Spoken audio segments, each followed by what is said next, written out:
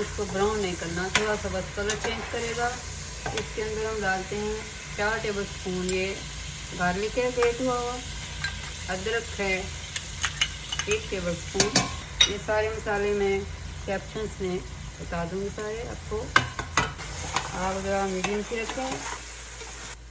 2 cup दही, बिस्मिल्लाहिर्रहमानिर्रहीम, बिस्मिल्लाहिर्रहमानिर्रहीम। अब इसको तेज़ आग पे ज़रा उबलने देते हैं।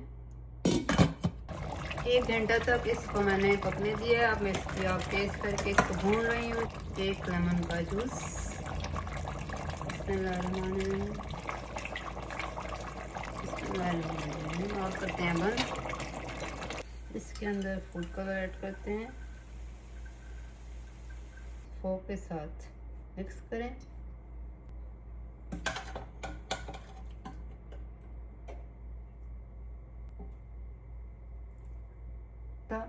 बिस्मिल्लाहिर्रहमानिर्रहीम। थोड़ी देर के लिए इसका ढक्कन बंद करते हैं ताकि खुशबुएं सारी चावलों में चली जाएं।